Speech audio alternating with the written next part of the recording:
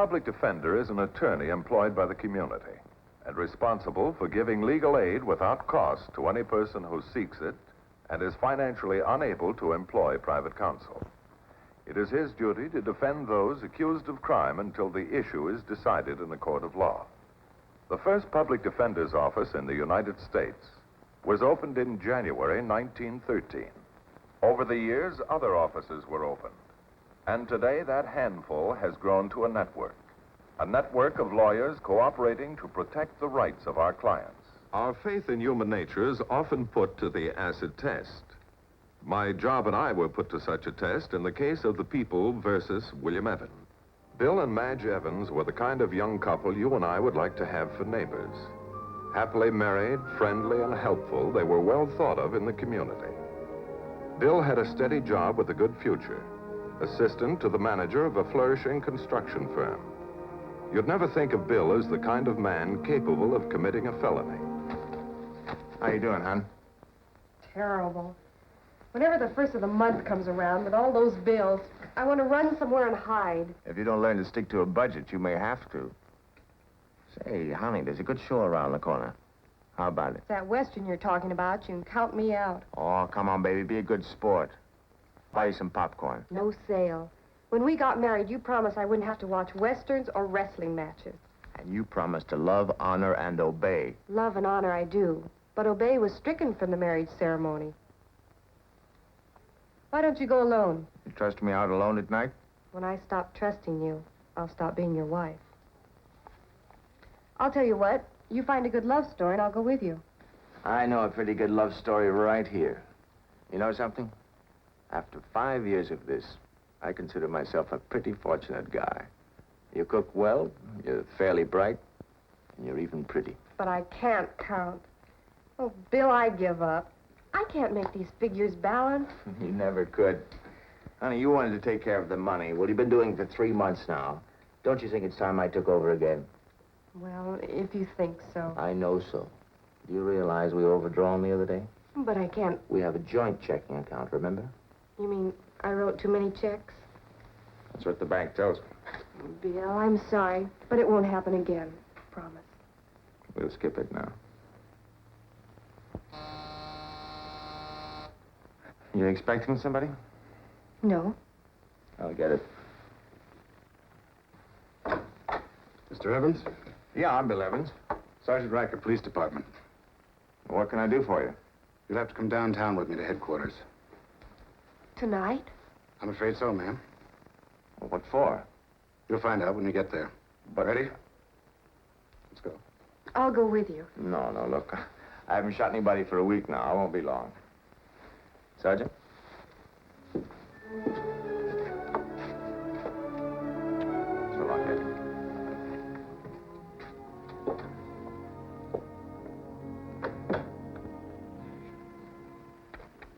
Recognize this check, Mr. Evans? Sure, that's for a suit I bought downtown. Then that's your signature. Of course. What's this check doing here? The store turned it over to us. What for? Passing bad checks, Mr. Evans, is a felony. Oh, look, this is ridiculous. That check was good when I wrote it. That's not what the bank said. All right, so I was overdrawn. When I bought the suit, the check was covered, but that was a month ago. For some reason, they didn't put it through, and when they did the other day, I was short. I'll straighten it out right now. I'm afraid that's not the point. Well, look here, Sergeant. These things do happen, you know. My wife and I, we have a joint account. She's poor at figures. Forgets to keep track. This check look familiar to you? Never saw it before in my life. How about this one? No. Recognize any of them? No, why should I? They're all signed by people I never heard of. The signatures are very similar to yours. What do you mean? We have reason to believe that these checks were written by the same person, and that you're that person. What is this? Some kind of a joke? Please don't joke, Evans. I'll have to hold you for further questioning. On what grounds? Forgery and passing bad checks. Wait a minute. This is some kind of a crazy mistake. I don't have anything to do with this. I've got a good job. I've got no reason to do anything like this. You'll have your chance to explain. Come along. Wait, look. Can't I call my wife? She'll be worried. right, go ahead. He assured her that there was nothing to worry about, that he'd be home in no time. Then Bill Evans was taken to the main jail where he was booked, fingerprinted, and lodged in his cell. Madge did worry. The next morning, she called my office and asked me to see Bill. I agreed to help him all I could.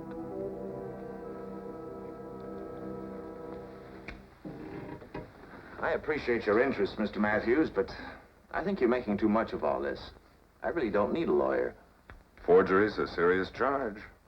I haven't been charged with it yet. The whole thing is such an obvious mistake, they're bound to find out. I'm not worried. I'm innocent. The evidence looks pretty conclusive. Conclusive of what? Look, Mr. Matthews, I'm just getting a good start in life. I've got a wonderful wife, a fine job. I've been with the same company for 3 years. I'm in line for a good promotion. I'm secretary of the Builders Club. Now, does this look like the picture of a criminal, a forger? No, not so far. Well, that's all there is to Bill Evans. Just an average guy leading an average life. The only crime I ever committed was not to save any money. Well, how can you these days with the high cost of living? That's a good question. Weren't you ever short in your life? Could be. Well, you didn't go to jail for it, did you? No, but I kept a keen eye on my bank balance. I explained all that. That was an oversight. Well, I hope someone can explain those checks for your sake. I'll be seeing you, Evans. I doubt it, but, well, thanks for dropping by anyway. Well, Mr. Matthews, Yes? what's the next step? I mean, what's the procedure in a case like this? Well, you'll be confronted with the defrauded parties to see if they can identify you. Who can identify me if they've never seen me? You'll all speak quietly. Any of these men look familiar to you? Not to me. How about that one, the one over there? Man on the left, step forward. Walk across the stage. Hold it. Turn to the right. To the left. That ain't him. He had a different kind of nose. Step back in line. That could be the one. He's got that honest look. The kind that fooled you. Second from the right. Second from the right, come forward. Get a move on. Your name? William Evans, Where were you born? Dayton, Ohio. Speak in your natural voice. What do you work for? J.H. Nichols. I'm assistant to the manager. It sounds like him. Yeah. Know something? When he passed that bum check, he had the nerve even to argue about the price. I think that's your man. What makes you so sure? Well, he looks like him, he walks like him, and he acts just as cocky. Any of the rest of you recognize him? What about you?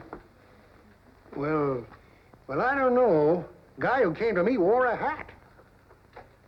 Get him a hat. Put it on.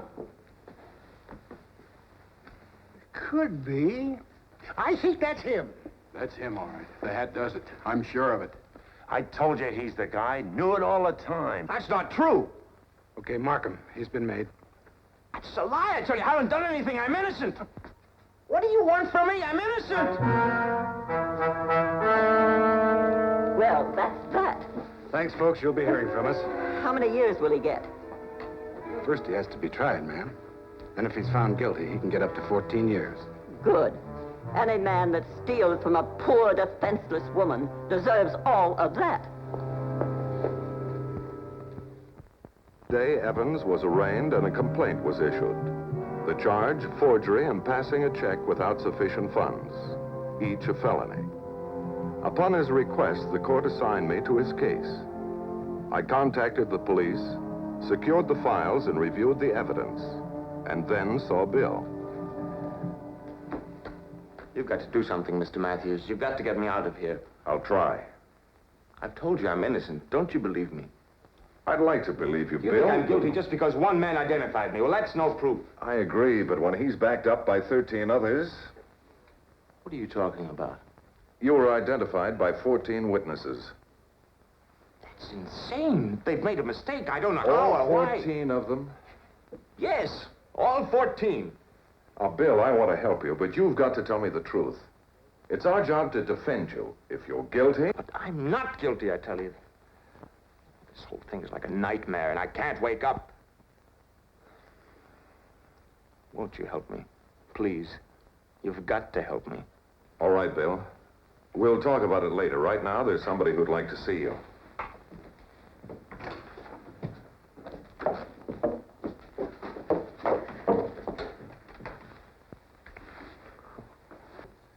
Madge, you know me. Tell Mr. Matthews I couldn't do a thing like this.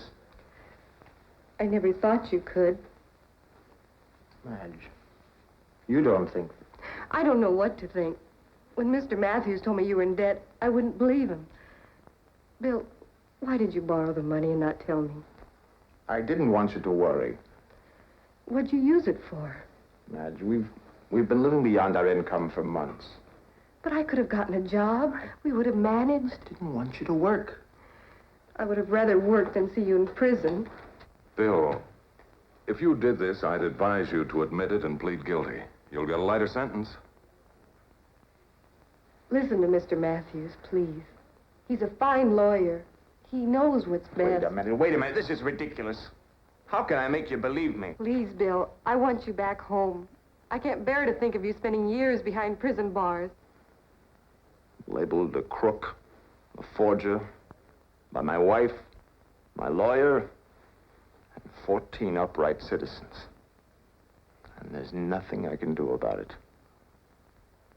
Or is there? What would I get if I pleaded guilty? Well, with your good record and your reputation, and this being your first offense, you might get off with straight probation. And if I don't, and they convict me? Up to 14 years in the state penitentiary. Mr. Matthews, I want you to enter a plea of not guilty. Why? Because I'm not guilty. I'd rather spend 14 years in prison than admit to a crime I didn't commit. That's good enough for me. I'm sorry, Bill. Bill, I want you to know that I'm with you all the way. But it's going to be rough going with all that evidence against you. Those witnesses were lying. No, in general, eyewitnesses don't lie. They can be mistaken for many reasons. You know, I've been able to disprove 1 or 2 witnesses before, but never have I had to tackle 14. Well, it won't hurt to try. As I prepared my case, I was well aware that the chances of an acquittal were slim. The best I could do was to prove the defendant's unquestionable honesty and background, line up character witnesses, and re-examine every detail. I also enlisted the services of Don Hamilton, handwriting expert from the police department. My talk with him gave me some hope. I wish I could be more specific, but I've checked and rechecked these handwriting samples, and the best I can say is there's reasonable doubt. I see. Look, Don, you and I have worked together many times trying to untangle the maze of circumstantial evidence. We sure have. You know how I feel about this case. I'm convinced that my boy is clean. Now, off the record, what do you think? Unless he's one of the cleverest forgers I've seen, my guess is he's innocent. And I'm perfectly willing to say so in court. But that's an opinion, remember? Yeah, I know. Admissible as evidence, but qualified as opinion only when the judge instructs the jury. Bill Evans isn't being tried right at this moment. Between the two of us, we'll turn something up yet. Like the 14 witnesses who identified my client? That's incredible. Well, it's not the first time the wrong man has been pegged. There are dozens of cases where witness after witness got on the stand and swore an innocent man into prison. And in all sincerity. Yeah. The next day, I started early, interviewing the 14 witnesses who had identified Evans.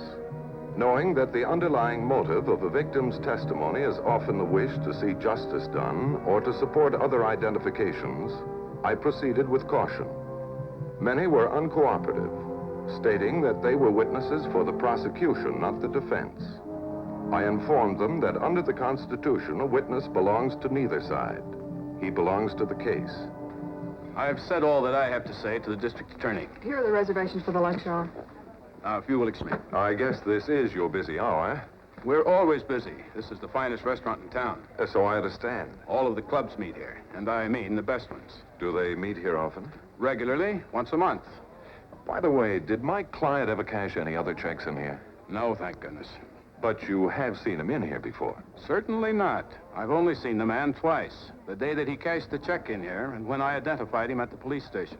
Then you're sure you'd remember him if he had been in? I'm positive. I never forget a face. Well, we all make mistakes. Look, could it be that my client resembles the real forger and you recognized him because he was a customer here?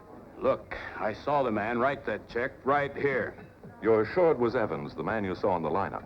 Of course I'm sure. I identified him then, and I will again. And don't forget, I saw him write that check.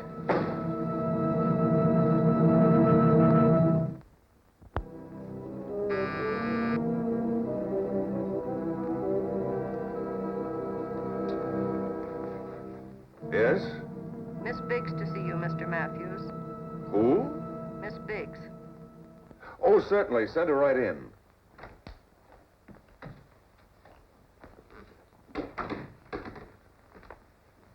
How do you do, Mrs. Biggs? Won't you sit down? Miss Biggs, if you don't mind. I'm sorry to put you to the trouble of coming here, but I missed you several times at your shop, and I did want to see you. I'm out a great deal. Mr. Matthews, I'm here for one reason only, to do my civic duty. I appreciate that. If you are laboring under the delusion that I am going to change my testimony, you're mistaken. The purpose of my visit is to straighten you out. About what, Miss Biggs? You are defending a man who is definitely guilty. But a man is innocent until proven guilty. It's not up to you or me, but to a judge and jury. I hope they won't be as prejudiced as you. I'm not defending him, I'm representing him. A privilege given every American citizen. It's a waste of taxpayers' money hiring people like you to help the guilty escape punishment. Now, Miss Biggs, you were very positive in your identification of my client. Do you think you could identify him again? Oh, what a ridiculous question. Of course. Very well. Now, which one of these men is William Evans? That one. James W. Conroy. Age 32, height 5 feet 10, weight 160 pounds, color white. Now serving sentence at the state penitentiary. Oh, well, all these pictures confuse me. I tell you, it was Evans I saw in the lineup. And I could tell him again if I'd see him face to face.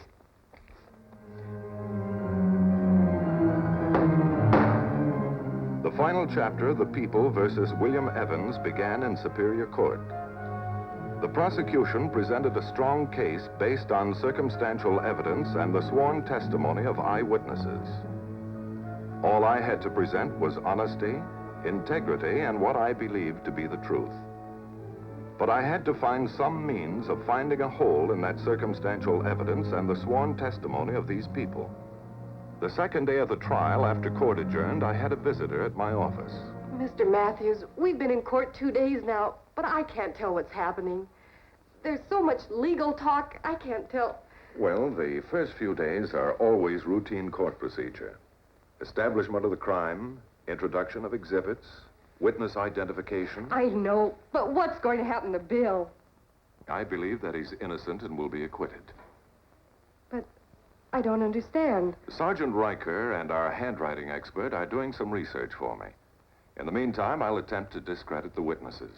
All 14, and that's not going to be easy. Now, isn't it true that when I came to see you at your place of business, you stated that you had never seen the defendant except on the day you received a forged check? That's right. And you're absolutely positive that William Evans was the man who gave you that check? I am. You also stated that you saw the defendant write that check? That's correct. I'm positive. Would you identify him again for the court, please? That's him right there. Do you recognize this book? Certainly. It's from our restaurant. It's our reservation book. And who makes the entries in this book? That all depends. Sometimes I do, sometimes the person making the reservation. The Builders Club meets at your restaurant for their monthly luncheon? Yes. Would you be good enough to find one or two places where the club entered reservations and say who made them?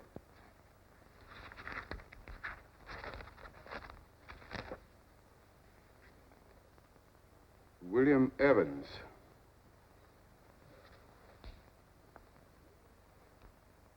William Evans. He did.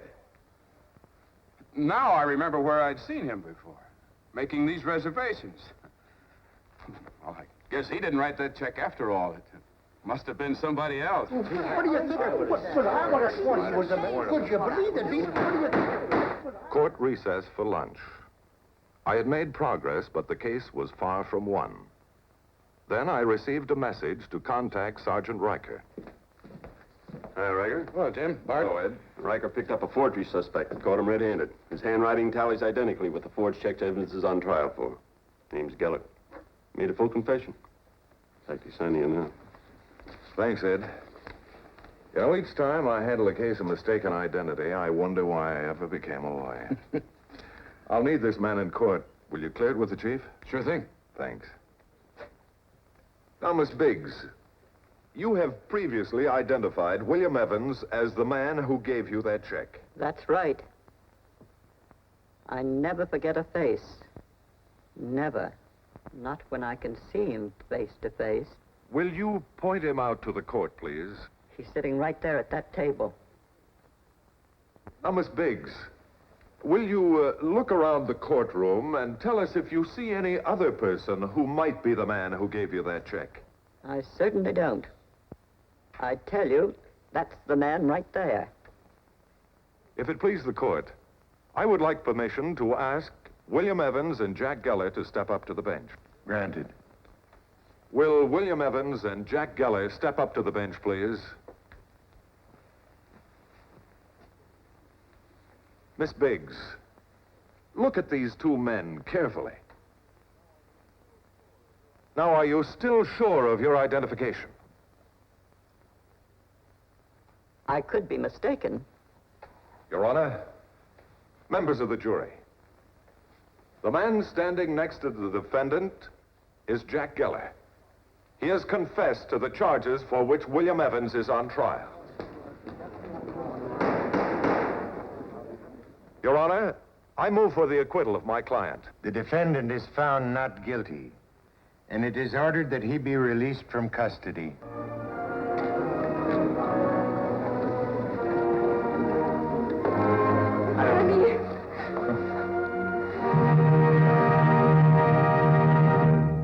The case of William Evans is an illustration of how human emotions, swayed by a desire for justice, almost wrecked the life of an innocent man.